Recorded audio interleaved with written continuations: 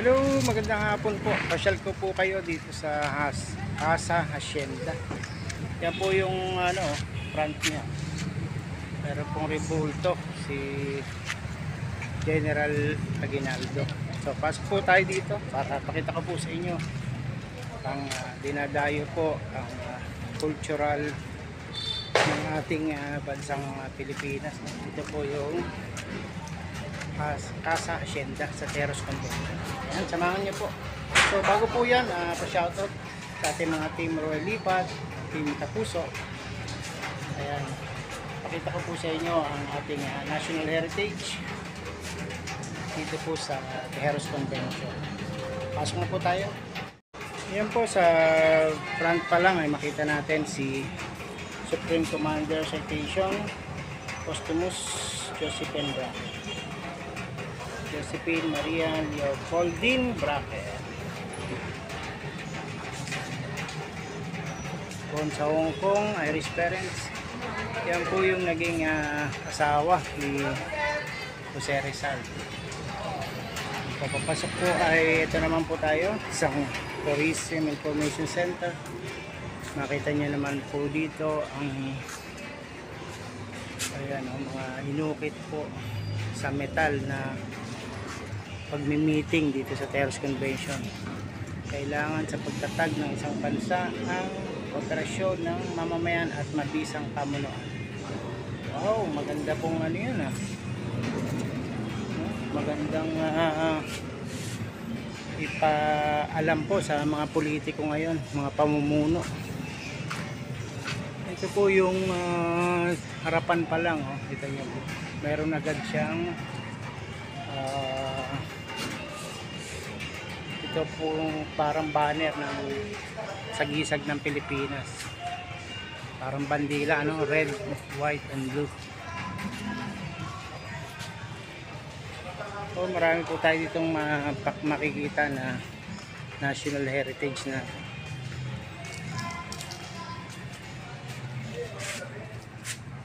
Ayan, kita niyo po yan, sa Terrace Convention. Ito po ay inilagay sa isang sining, iginuhit. Pero meron po rin dito sa taas, second floor. So dito muna tayo sa first floor.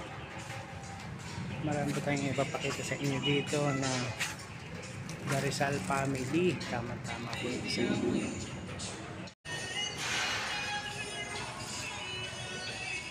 Office of Municipal Tourism, ang ating pong Mayor Nonong Ricaprente,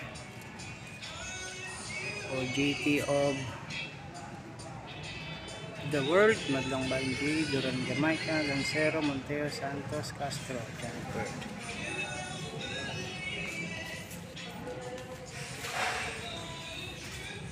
Pascual Alvarez de Jesus, sa Philippine General during the Philippine Revolution and member of Magdiwang Revolutionary Organization. He was a nephew of Mariano Alvarez and the second municipal president of Napoleon.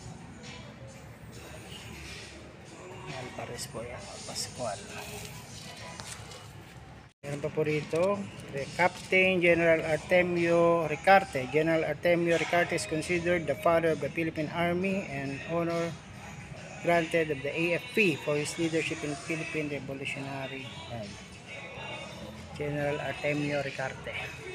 Ayan. Dito po yung makikita sa Terrace Convention, Bulwagan, first floor.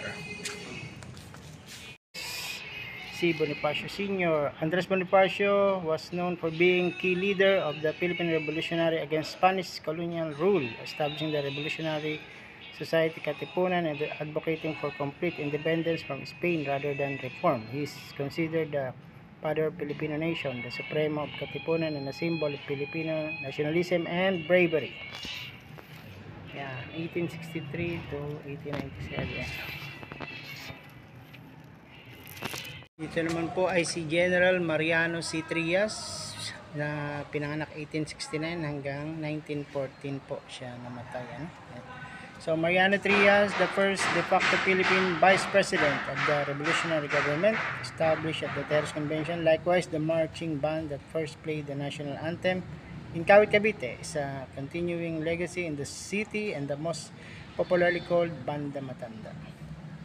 General Mariano Trias, yan po. Pero naman din po tayo dito, malinaw na rin po ito. Ay si General Emiliano Riego de Dios. Siya po ay he's one of the great Filipino heroes who played a vital role in the revolution against the Spanish occupation. He was the Kapitan Municipal of his hometown, Maragondon. Sa taga Maragondon pala ito. Si Emiliano Riego de Dios. Marami po tayo ditong ipapakilala sa inyo. Si General Baldomero B. Aguinaldo. Ayan. General Baldomero Aguinaldo E. Baloy. He became the head of the Kawit chapter of the Katipunan, President of the KKK Magdala Council, and Secretary of Treasury in 1897 Biak na Bato Republic. Also, he became the Secretary of War and Public Works after the establishment of the First Philippine Republic of Emilio Aguinaldo. Ito po si General Baldomero Aguinaldo. Okay. So ito naman po si Don Severino de las Alas, 1851 to 1918. An educator, public servant, and philanthropist. Don Severino donated a portion of his land to the people of Indang for the establishment of the intermediate school known as Kabsu. Yan. So meron po siyang ibinigay, dinonate na lupain para sa eskwelahan ng Kabsu, Cavite State University. Ayun. So pakita ko naman sa inyo dito sa bandang likod, pwede po tayo ditong mag video ang tunnel po na ginawa nila ng mga ano po natin, no? Mga bayani. May tunnel po ditong ginawa. Tingnan po natin ito. Ayan. So may mga bantay na rin silang aso. Ayan, daan papunta doon sa tunnel.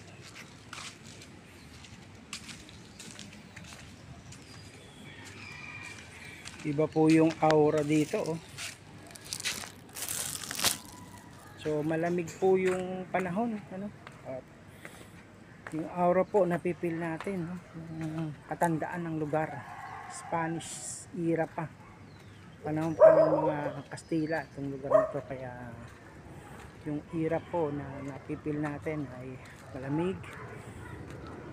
Yan. At nakakaramdam po tayo ng ano, ng kilabot. Dahil dito po ay maraming mga kababayan natin nung panahon ng Kastila na namatay, nagbuwis ng buhay, at gumawa po sila ng mga plano para sa pagbabago, para sa revolusyon kontra sa mga Kastila. Ayan, oh, pakita ko po sa inyo. Ayan, oh. Ito po yung daanan papunta sa ilog. Ito pong ilog na to ay nanggaling pa po to sa Indang 13. Ang lusot po nito ay Rosario, Salinas, Wawa, at papunta na po ng dagat ng Rosario. So yan, makita nyo po maganda yung flood, yung slope protection, yung flood control, no? Hindi natitipak. Ibig sabihin po maganda po yung, hindi po ito ginawang substandard. Yan, makita nyo, yan. Pababa tayo dito. Dangerous tayo dito mahulog. So mayroon na po siyang marker kung saan, kung gaano nakalalim yung magiging tubig baha. Oop, kita niyo yun ang ibon, oh.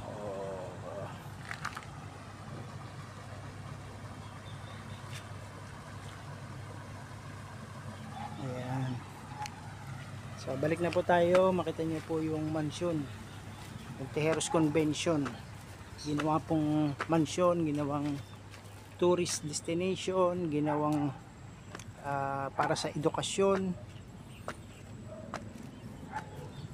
sa history ng Pilipinas. Isa po ito kasi sa ang Cavite po ay isa sa mga syudad o bayan na naglungsad ng mga Katipunero, ng paghihimagsik. Isa po itong Cavite. Meron po dito talagang tinatawag nilang tunnel, kung saan ay ang lusot po ng tunnel na ito ay doon na sa Kawit. So sobrang layo, no? Kasi yung tunnel na yun ay daanan ng mga ating revolutionary. Yan. May binakudan na rin. Yun po. May tunnel po doon.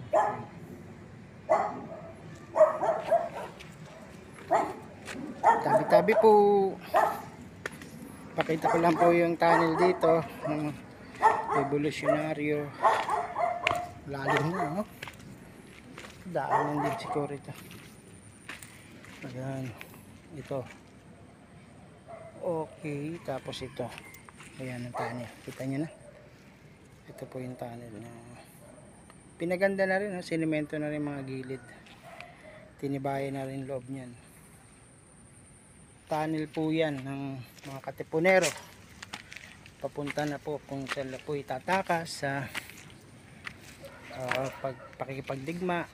Kapag ito po sinugod ng mga sundalong Kastila o Amerikano, yan po yung tunnel na pwede na agad silang bilis-bilis makalusot puntang dagat.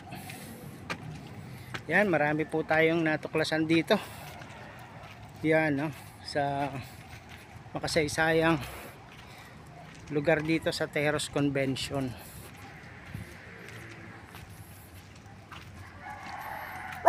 May aso din.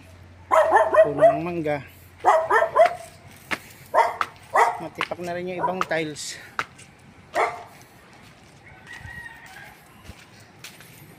May mga upuan din para sa mga bisita.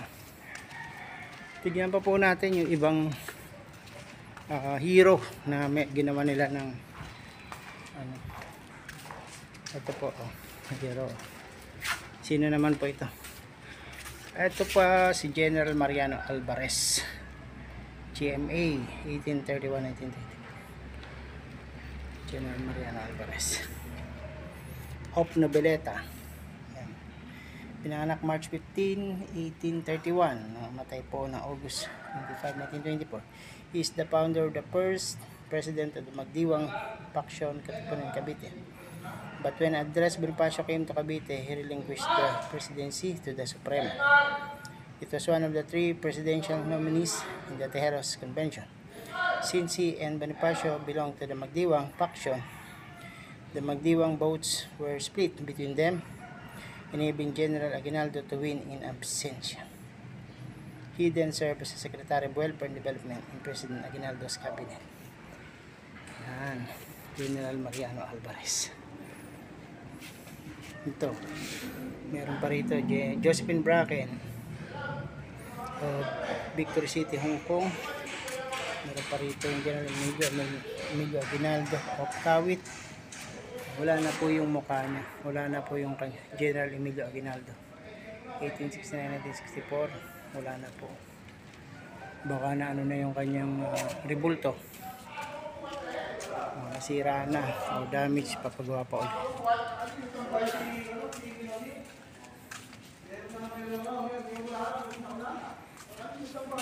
Tapos meron po tayo dito makita ang people, places, events, mga luman-luma na. Si Father Abueg, Jojo Abilino, Jojo Abueg, Father Jojo Abueg, Maricel Portuno, Luciana Pilipinas Asia, Pulido Studio, Old Casa Cielo de Dolores. Ayan po yung luma nito. Museo de Rosario Fiesta Church, Salinas, Old Municipal Hall. Yan po yung Old Municipal. Ito naman po yung Karangkol. Okay. So yan ang mga history, mga gustong mag-aral po dito sa Tejeros Convention. Marami po kayo makita dito ang kagaya po nito, Dr. Cersal and Josephine Bracken. Yan po yung itsura. Ito naman po si Josephine Bracken joined the revolution in Cavite. After his execution, she was accompanied by the hero sister Trinidad Rizal and brother General Pasiano Rizal, Dr. Cersal widow and sister stayed at the Friar Estate House in Tejeros. Upon her suggestion, a field hospital was started in the Casa Hacienda of Tejeros, where she and other women of the town nursed back to help the sick from the battlefields. Ang ganda po. Siya po yung may lahing ano. Lahi po ni Josephine Bracken. Para siyang Spanish. Or mga ganun, European. Okay, ito naman po official first revolutionary government. Presidente noon si General Emilio Aguinaldo, ang Vice President General Mariano Trias, ang Captain General General Artemio Ricarte, ang Secretary of War General Emilio Riego de Dios, General Pascual Alvarez of Noveleta, Secretary of Interior, Don Jacinto Lumbreras, Manila Secretary of State, Breno de las Alas Undang, Secretary of State, Secretary of Welfare General Mariano Alvarez, and General Baldomero Aguinaldo Awit, Secretary of Finance. Yan po ang official ng First Revolutionary Government. Okay.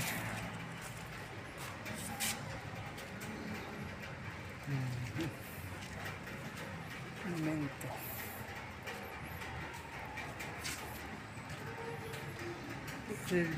Pacto de Biak na ba to? Pacto de Biak na ba to? So yun po, dito po tayo nag-conclude sa ating pag-vlog ng Casa Hacienda Tejeros Convention Tourism Information. So yan, dyan po nagtatapos ang ating vlog. Papakita ko po sa inyo yung front nitong mansyon ng Casa de Tejeros Convention. Kita niyo po dyan ang Emilio de Aguinaldo. So yun, maraming salamat po sa nanood at please leave comment and subscribe sa mga hindi pa nakasubscribe. Thank you po so much. See you sa ating next video. Bye!